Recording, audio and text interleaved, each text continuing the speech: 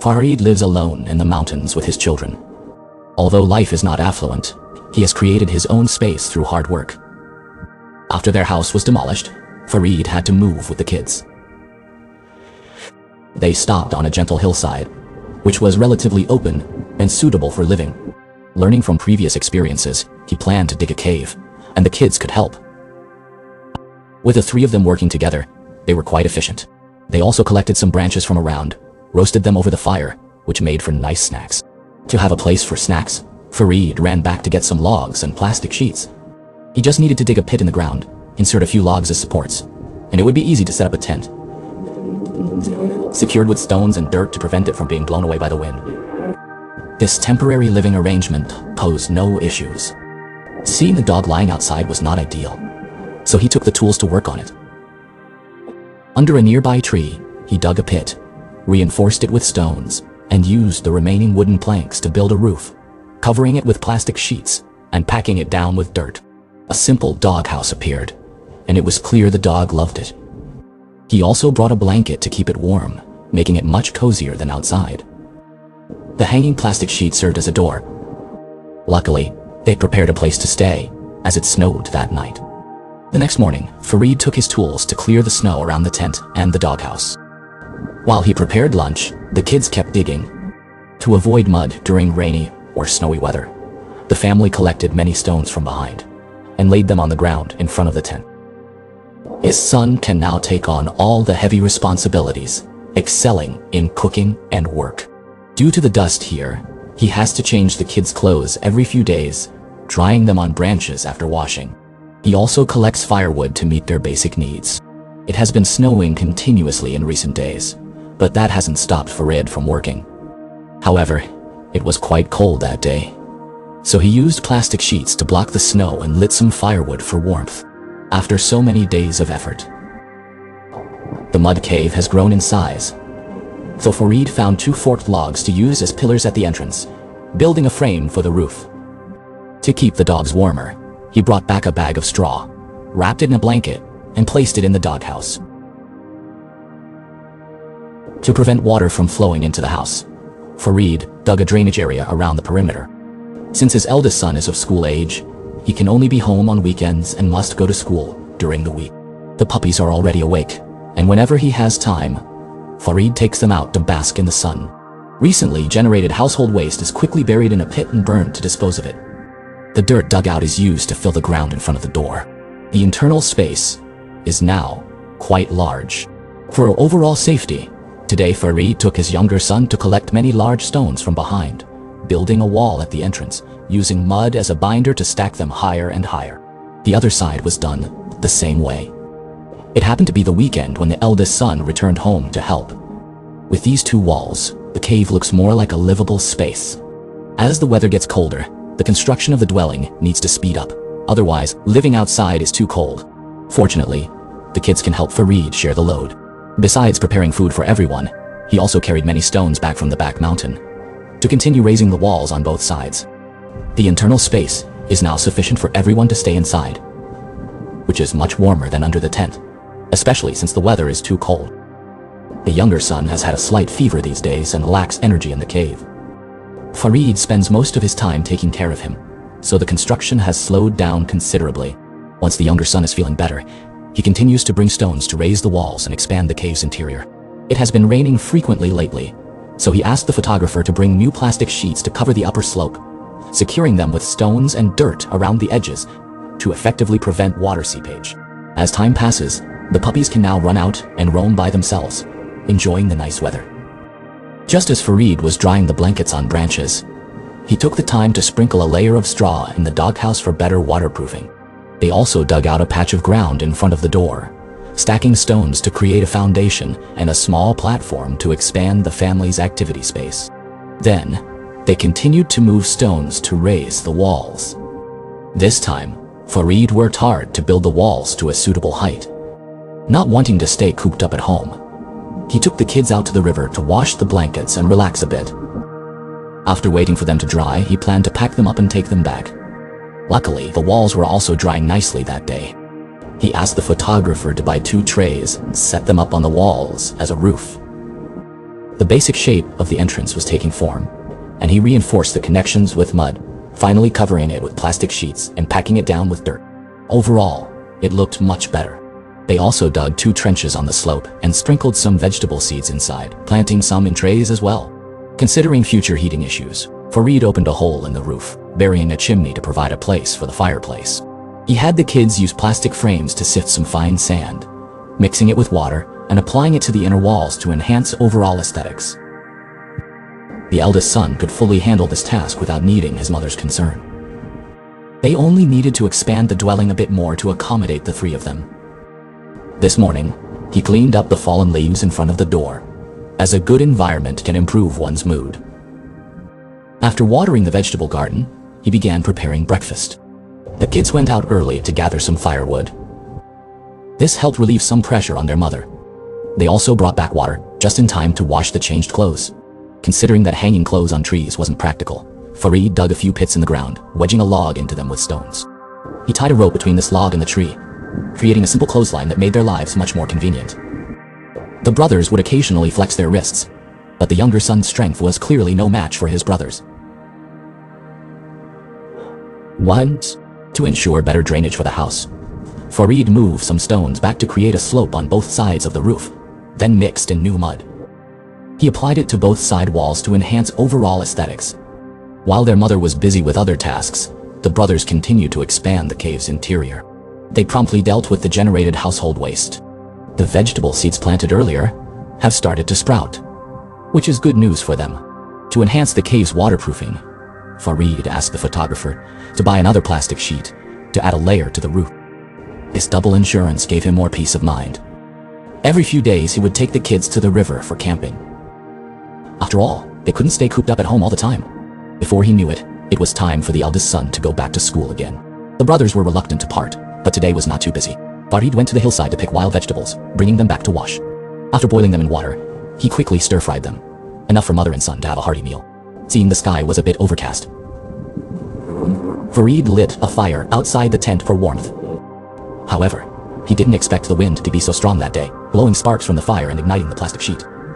He hurriedly shoveled dirt to put it out, but the plastic sheet was beyond saving. Fortunately, most of the blankets were rescued, but his hand was burned by the fire.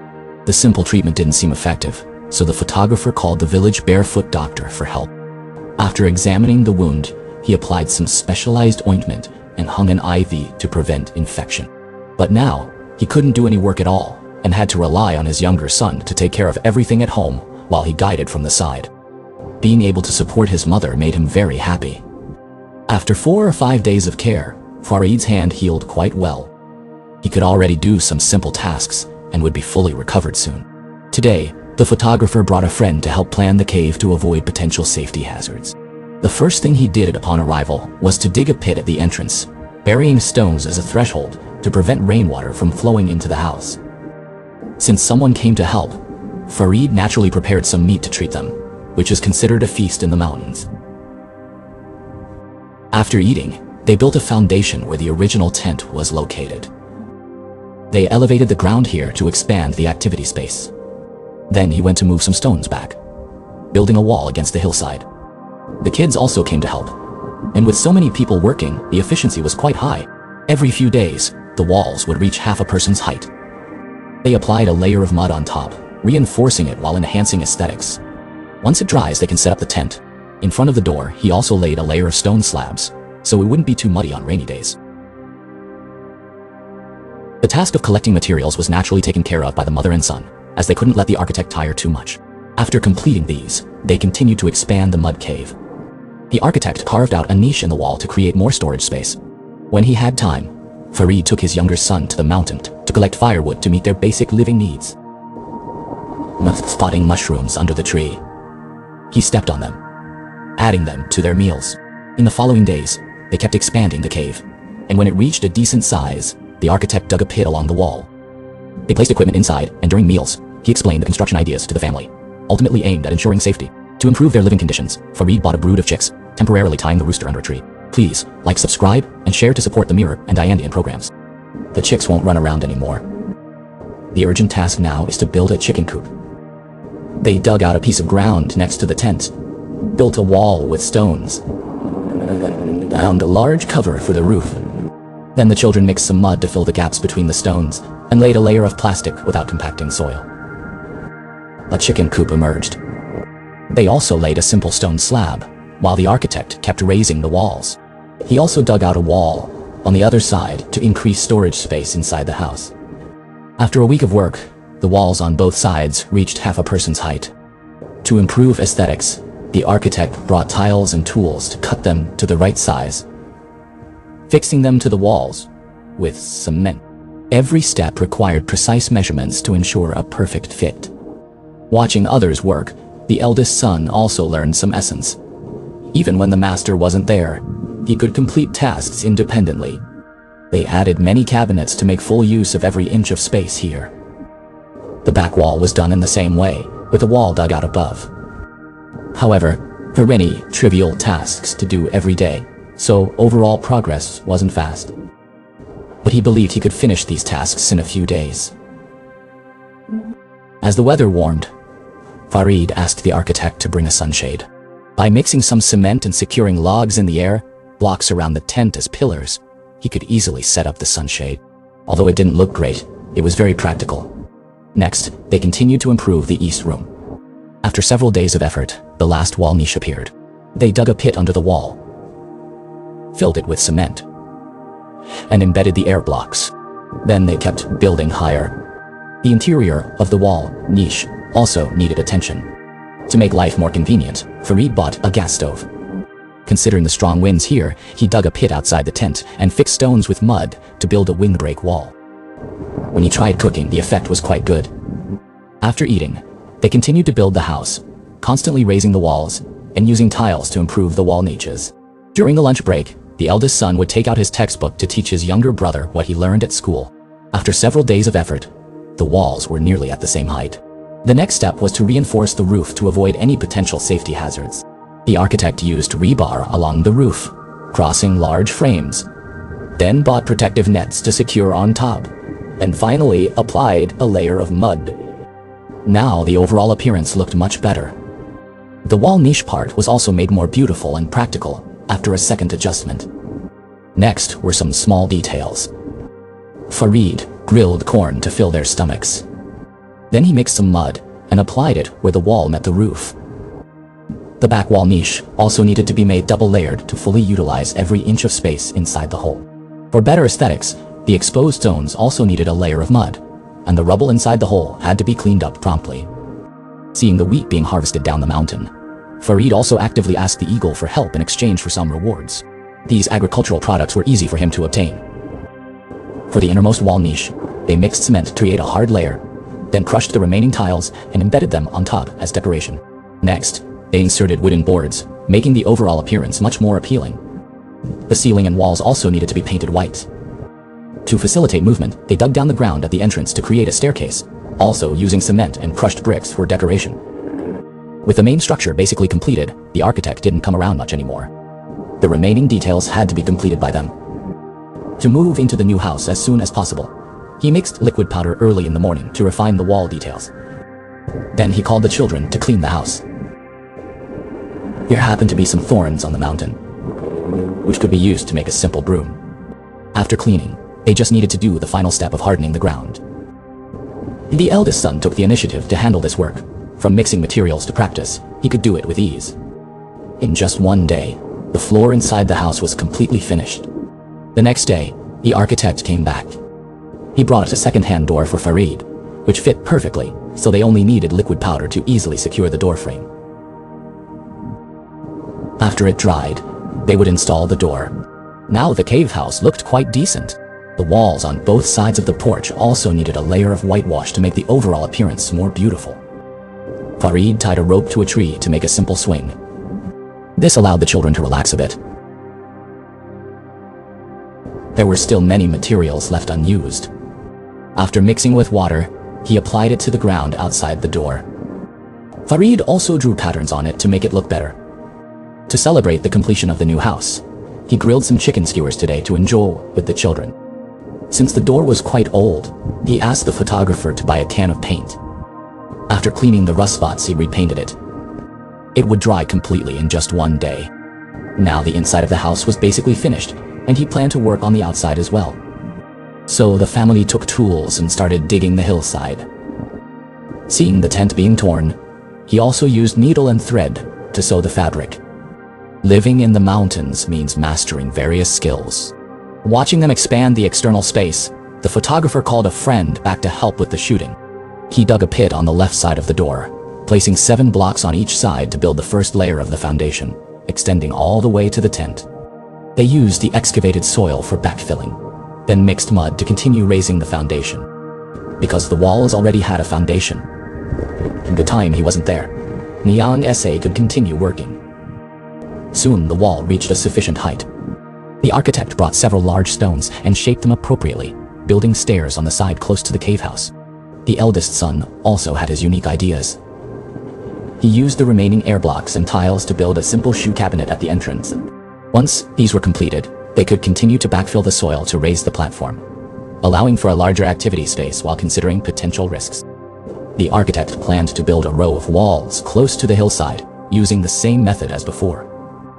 They dug pits along the slope, embedded air blocks inside, and then applied mud, continuously building higher. The eldest son also divided the area into several sections according to the terrain. With a rough framework established, the rest was up to Niang SA. After all, the architect wasn't available every day. They built stairs near the roof to prevent landslides and also made it easier to access the mountain behind. After completing these tasks, Farid lit a firewood and stored some pancakes for the next few days' rations. Since there was nothing else to do right now, he took the children to camp by the river to relax. Early today, Farid cleaned the house and laid down blankets to officially move in. Just the back wall cabinet was enough for the youngest son to rest. Then he started preparing lunch. The photographer also brought locks and plastic boards, which could be secured to the door with the remaining liquid powder. Locking it up gave a sense of security. Although life has become simpler now, he still takes his son to the back mountain every few days to collect firewood for emergencies. It won't take long to bring back a lot. Although they have already moved into the cave house, many details still need improvement, such as the shoe cabinet at the entrance.